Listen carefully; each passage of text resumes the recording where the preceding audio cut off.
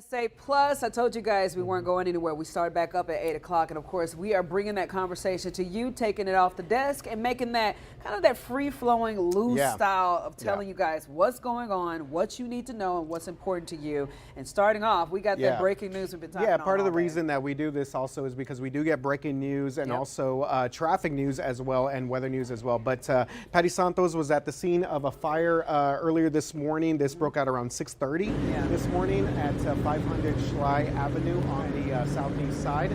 So let's go ahead and check in with Patty Santos for the very latest.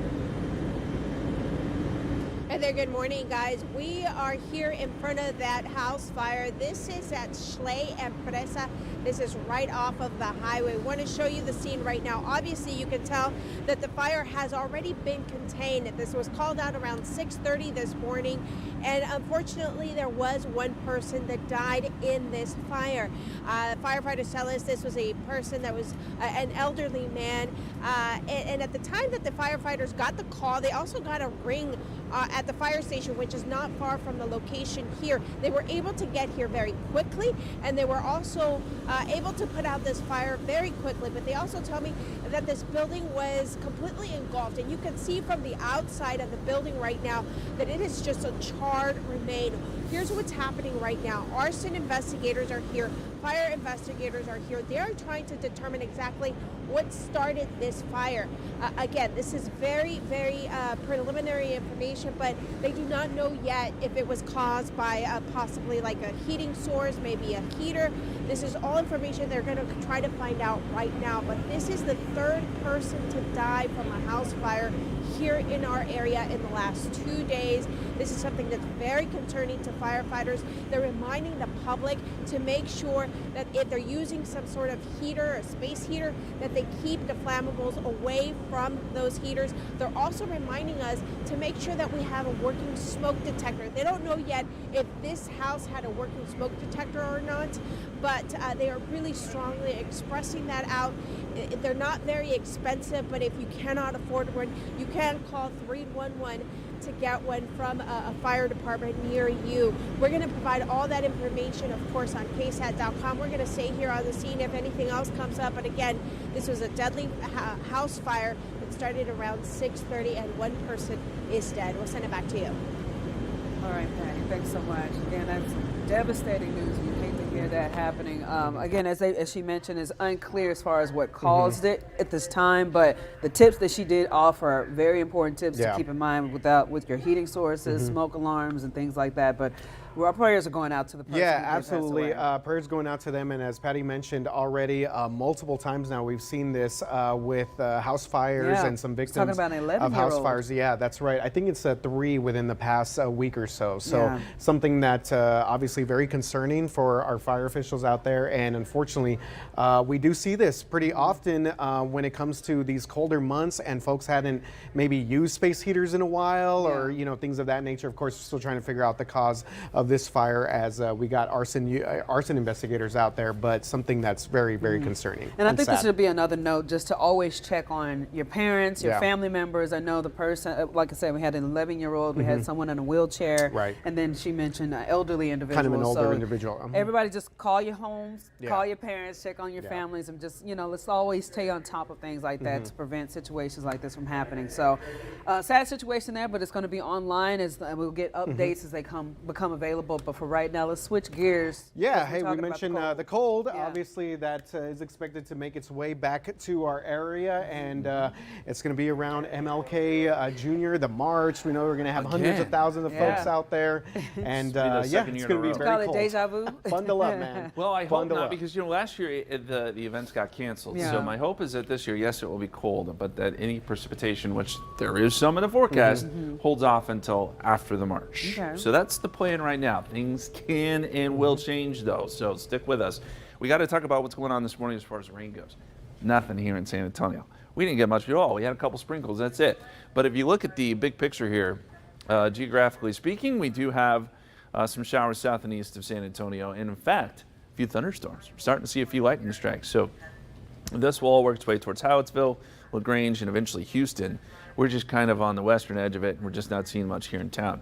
Our eastern counties will continue to have a rain chance throughout the rest of the morning. I would say here in San Antonio, primarily we are done with any sort of rain, and it's going to be fairly quiet. We'll even a 20% chance. It will stay cloudy until we get into the afternoon, and that's when I think we'll see a little bit of clearing. That should get temperatures into the upper 50s, and then eventually we fall back down into the 40s tonight and 30s probably by tomorrow morning. Cold, but not as cold as it's about to be. Let me take you up to Canada. Northern Canada, in fact. These numbers are actually still... RJ's a big fan of North Canada, apparently. Whole Beach, yes, as you pointed out, -31. So this is a cold area that's going to be diving south across Canada, then eventually the United States, and making its way to Texas. And this is pretty cold air. This is going to be well below average. It is forecast, the cold front itself, to arrive Saturday. But the coldest air is really going to settle in Monday and Tuesday. We are expecting windy conditions, especially Sunday, about a hard freeze several mornings, and then wintry precipitation, as I alluded to earlier, is possible. Now, is this going to set up like winter 2021? No. It's not going to be that long. It's not going to be that cold. But this is one of those situations where we've got to keep close tabs on the temperatures, especially those morning lows, Monday, Tuesday, Wednesday. We're dropping down into the mid-20s. So that is the kind of weather where we need to think about pipes and any exposed pipes, things like that, outdoor spigots. You're going to want to cover your plants. If you do that Sunday, though, know that it'll be windy and those tarps can blow right off. So you may want to make your preps here next couple days when temperatures are a little bit warmer. What about precip? And I think this is what everyone's kind of asking about, right? Are we going to get snow? Are we going to get freezing rain? Are we going to get sleet?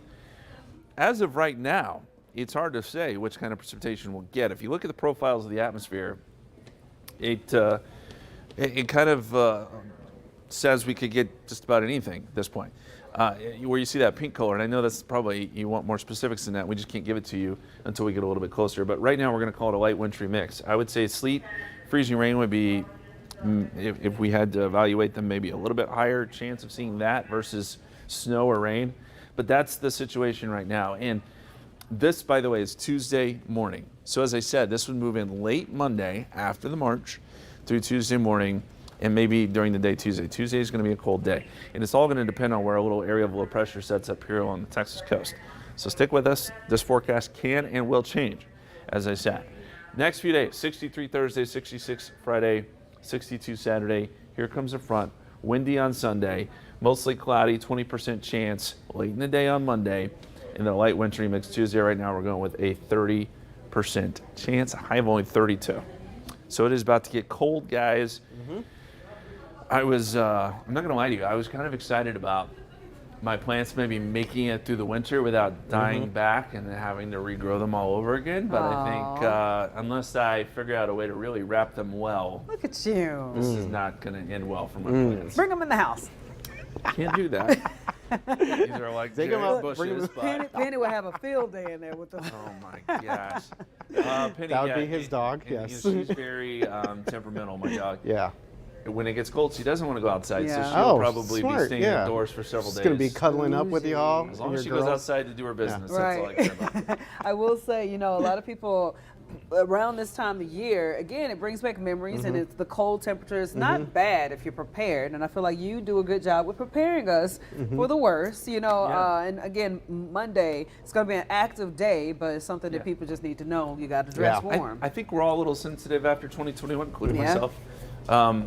But this is pretty typical winter stuff. Yeah. A little colder than average, yes, but we can deal with it. We can do it. We can do it. We can do it. We can do it. And you know what? Shout out to my folks out there, my homies out there at Hall Beach, man. Look Negative at 31. He keeps on. 900 people. That's the population out there. It's going to be my trivia question. There you go. How many people Yeah. are Whole It's Beach? cold up there. How do you even, yeah, I don't Thanks even so think much, you can say Justin. that. All right, let's get out to Yeah. the roadways. Again, another very active, busy part of our morning. Yeah. And right now, I know you were covering a lot of stuff. Yeah, in so traffic. earlier we had a pretty big wreck over there at 35 at Judson Road, but at last check during our last cut-in before we jumped on for GMSA Plus, it looked like that had been cleared out, but Alex Gomez is still scanning the streets for us. Alex, what's up, my man? RJ, good morning. Yeah, and I can confirm that accident has cleared on the northeast side, 35 northbound at Judson. It's all clear. All main lanes are back open. That scene was there for a good part of an hour, so that's why we still have an extended slowdown. 35 northbound right there, again, from Judson Road all the way back to Walsham. So the slowdown's still going to be there, but it should be seeing some relief pretty soon. I made the U-turn, and I noticed that there was another minor accident, 35 now southbound, right there at Thousand Oaks. The thing with that one is it's on the shoulder, so it's not affecting the main lanes. However, traffic is still moving slowly because whenever you see those flashing lights, it's still law to slow down when you pass those first responders. So keep that in mind. You might see some slowing on both sides of 35 on the northeast side, RJ. All right, thank you very much for that update, Alex. And again, he's out and about, drive cam, and Alex is so good at getting in and around the city, getting more information on anything going on the roads. Very busy day, but hey, get this, we're not done yet. After the break, we got some more to get to, a lot of fun, excitement, and again, carrying the conversation over so you guys can join it right here on GMSA Plus, which is on KSAT Plus. Stay with us.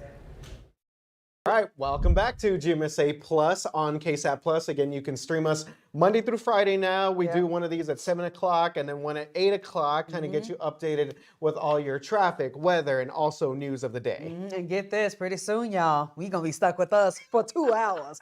On this streaming platform, because now we're kind of easing into it. We're getting kind of all the conversations that you guys want to hear about. And again, I always mention that if there's something that you want us to focus on during this time period, when you're on your way to work, got us plugged up into the Bluetooth, doing whatever you're doing, if you're listening to us, let us know the topics that you want us to continue to cover as you get your day started. So as he mentioned, we've been talking about weather, we've been talking about traffic, we've been talking about breaking news, and we got more headlines to get to remind you guys about. Absolutely, yes. Real quick though, I always appreciate when our viewers do hit me up on the DMs. Not like that. They ain't sliding into no DMs. It's usually they comment on something. No. It's usually they comment on something that we're talking about throughout the day. Oh, so, yes. Yeah, if you have any thoughts or ideas, please let us know about that. But Jeff mentioned this is a bit of a Know My Neighborhood update here near Alamo Ranch, dealing with some traffic headaches out there. That's kind of become the norm, but stopping in the middle of the road on autumn mist has a lot of residents frustrated out there. So we got apparently barriers now permanently blocking this part of autumn mist. It's standing along the Bexar County line between Highway 151 and Loop 1604, connects an Alamo Ranch development with the North San Antonio Hills community. That's right. So last summer, Councilwoman Melissa Cabello Haverda temporarily closed the road down so the city could look at all these alternative solutions. And a vote by the residents there, taken by her office in September, actually sealed that deal and made this decision permanent. But neighbors on that part of town say developers first created the extension of autumn mist about a decade ago to build out Alamo Ranch, and they were told it would close after construction finished, but it never did. Yeah, so you know these Know My Neighborhoods, that's what makes them so special is because, we go and highlight each community. We get a chance for the people to come and show their culture and their vibes and their versions of what's going on in their areas. But, we got to be honest. It is what it is. State the facts. Call it like it is. There are some issues out there that each area of our city, is dealing with. And it's clear to put that on the forefront because it helps action take place, and this seems like a frustration that these people have been dealing with for a while. Yeah, absolutely. Anytime it comes to traffic, it's always a hot button issue because there's a lot of growth out there. Alamo Ranch, a lot of our folks come in from 151 and 1604 Potranco. So it's always a bit of a mess out there. But you know what? It always comes down to some compromise out there for our drivers and just be safe out there. And of course, if you guys want to watch that episode and any other Know My Neighborhoods out there, it is on our website, KSAT.com. Absolutely. All right. In just a few days, we're going to have a new president. You guys already know it's going down with President-elect Donald Trump. Of course, his inauguration is taking place on Monday. And get this, San Antonio police will be in D.C. to keep people safe. SAPD sending 61 officers to Washington, D.C. to supplement the Metropolitan Police while the president-elect is sworn in.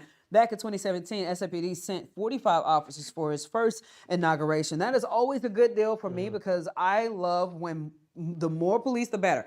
Call me what you want to call me.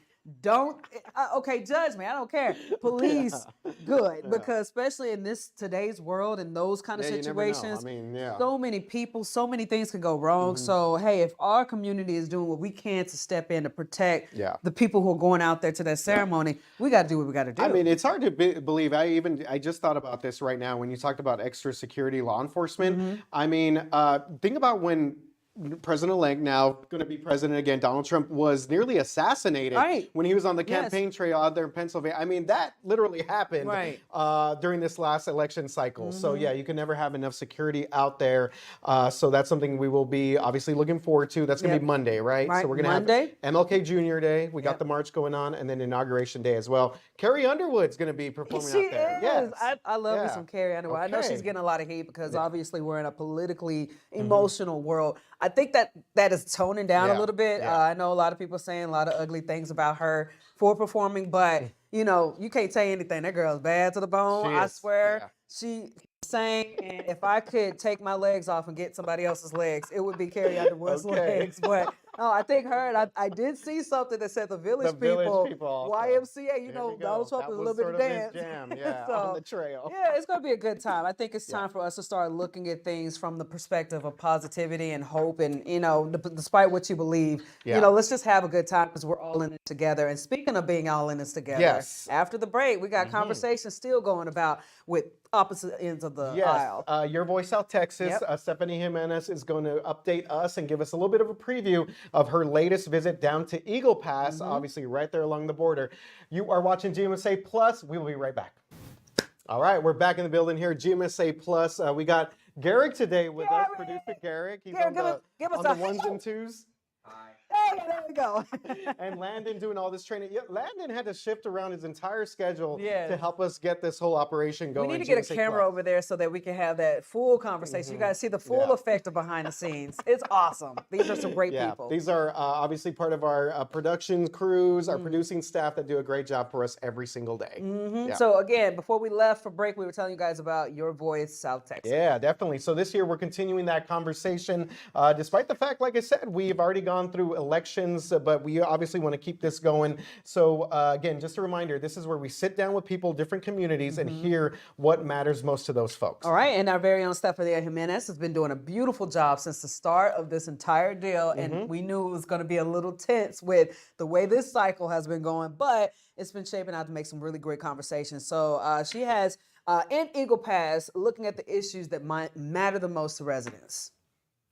We're in Eagle Pass, a city at the epicenter of the immigration debate. Then presidential candidate Donald Trump visited the city many times last year, promising sweeping change, and he became one of the very few Republican presidential candidates to win a race here in Maverick County. He became the first Republican presidential candidate in more than 50 years to win a majority of the votes in Maverick County. And now that we're 5 days away from his inauguration, we decided to go to the Wagon Wheel, which is one of the most popular restaurants here in Eagle Pass, to talk to people about what they want to see change.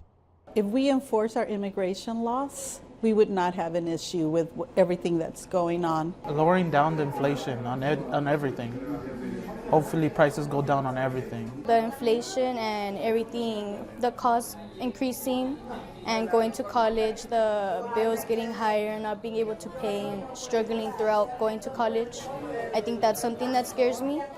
That was just a taste of many of the conversations that we had in Eagle Pass. We invite you to watch the entire episode of Your Voice South Texas in Eagle Pass. It's on our website, KSAT.com. You can also scan this QR code on your screen and it'll take you right to that entire episode.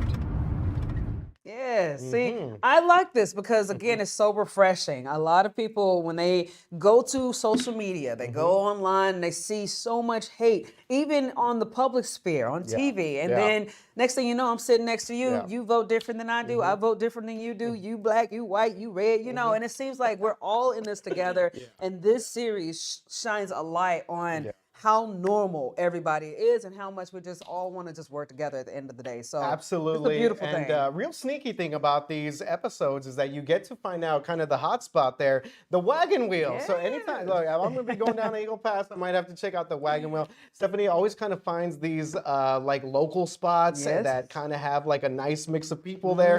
So yeah, the Wagon Wheel. Shout out to them. Hey, and thank God for this series again. I love it. So again, if you guys have anything you want us to talk about. Like I said, it could go from that world to the fun world, Pop sports, culture, whatever you entertainment, want. sports. Send Yeah. it our way because, again, eventually this is going to be 2 hours long. And you're going to be stuck gonna with have to us. fill 2 hours We got to of figure time. out what to talk. I feel like we'll do a good job. But thanks, y'all, for visiting and being with us Yes. today. And, of course, you got to cut in and get I got to cut in. Going to be talking about traffic, weather, and then the 9 o'clock show. Yep, Yes. 9 o'clock show. All right. Updates on all the news stories, including that unfortunate fatal fire that Patty Santos was working on. So you guys just stick around with us. He got to cut in, and I'll see you guys on GMSA at 9.